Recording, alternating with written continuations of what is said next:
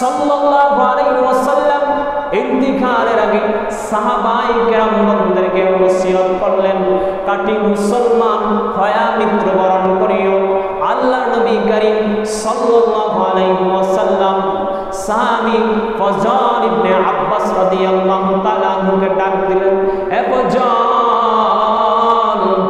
আমাকে একটু ধরো, আমি সাহাবায়ে কেরামদের সম্মুখে যেতে চাই, সাহাবায়ে কেরামদের সম্মুখ থেকে আমি মাফ নিতে চাই। আমি মনে হয় আর বেশি দিন বাঁচব না, আমার ইন্তিকালের সময় ঘনিয়ে এসেছেন। আব্দুল্লাহ ইবনে আব্বাস রাদিয়াল্লাহু তাআলা আনহু রাইসুল মুফাসসির যাকে বলা হয়, তার ছোট ভাই ফজল ইবনে আব্বাস যখন সাহাবায়ে কেরামদের সম্মুখে নিয়ে আল্লাহ রাসূল সাল্লাল্লাহু আলাইহি ওয়াসাল্লামকে যখন গেলেন, সাহাবায়ে কেরামদেরকে উদ্দেশ্য করে বলে, সাহাবীরা, কে কে তোমরা আছো যে আমার সাথে পাওনাদার আছো? আমি তোমাদেরকে কষ্ট দিয়েছি, তোমাকে সাথে খারাপ আচরণ করেছি, আমাকে মাফ করে দাও। সাহাবায়ে কেরামদের সম্মুখে যখন এই কথা আল্লাহ নবী আলান করলেন, একজন সাহাবী দাঁড়িয়ে গেলেন, ইয়া রাসূলুল্লাহ, ইয়া হাবিবাল্লাহ, আমার আপনার সাথে সম্পর্ক আছে। খাজওয়া যুদ্ধে আপনি আমাকে লাঠি দিয়ে আঘাত করেছিলেন, আমি আজ প্রতিশোধ নিতে চাই। আল্লাহ রাসূল সাল্লাল্লাহু আলাইহি ওয়াসাল্লাম বললেন, হে সাহাবী, তুমি চলে আসো। আর যদি আলী রাদিয়াল্লাহু তাআলা আনহুকে পাঠালেন ফাতেমার বাড়িতে, খাজওয়া যুদ্ধে যে লাঠিটা আমি ব্যবহার করেছিলাম ওই লাঠিটা ফাতেমার বাড়িতে আছে। আলী, তুমি দৌড় দিয়ে যাও, ফাতেমার বাড়িতে লাঠিটা নিয়ে আসো। ফাতেমাকে যখন বললেন লাঠিটা আল্লাহর নবী চেয়েছেন, লাঠিটা দাও। কি জন্য আল্লাহর নবী চেয়েছেন?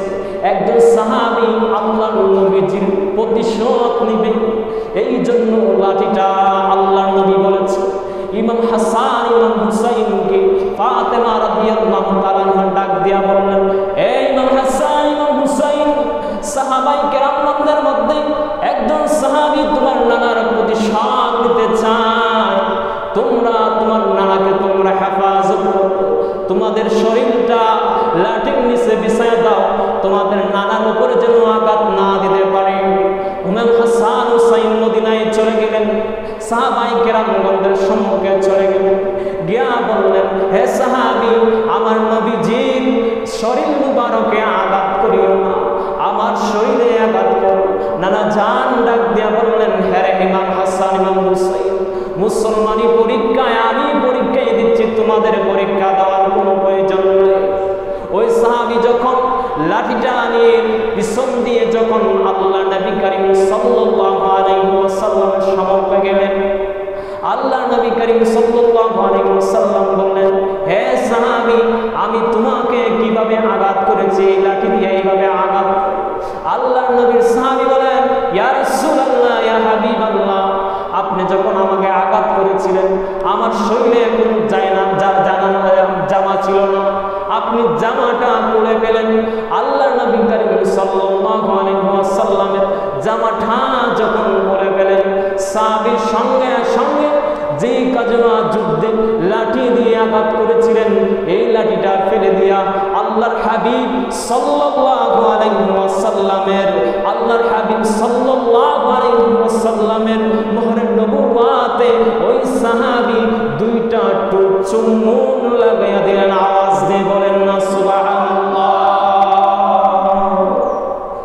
হে রাসূল তোমায় ভালোবাসি,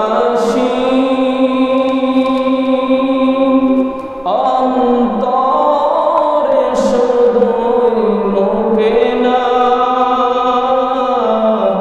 জান্নাতের আশায় নয় হে রাসূল।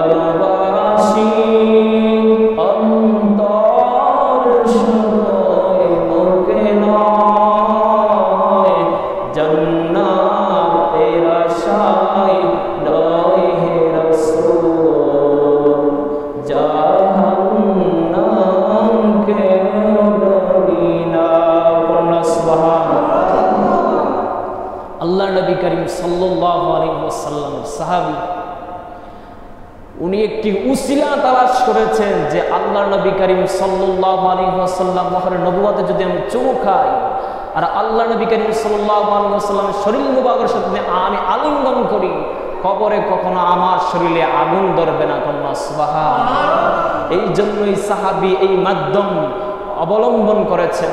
আল্লাহর নবী করিম সাল্লাল্লাহু আলাইহি ওয়াসাল্লাম বললেন, সাহাবী তুমি খতমে মোহরে নবুয়তে চুমু দাও নাই, এই খতমে মোহরে নবুয়তে চুমু দেওয়ার কারণে তোমার জন্য জাহান্নামের আগুন হারাম হয়ে গিয়েছেন। কন্যা সুবহানাল্লাহ।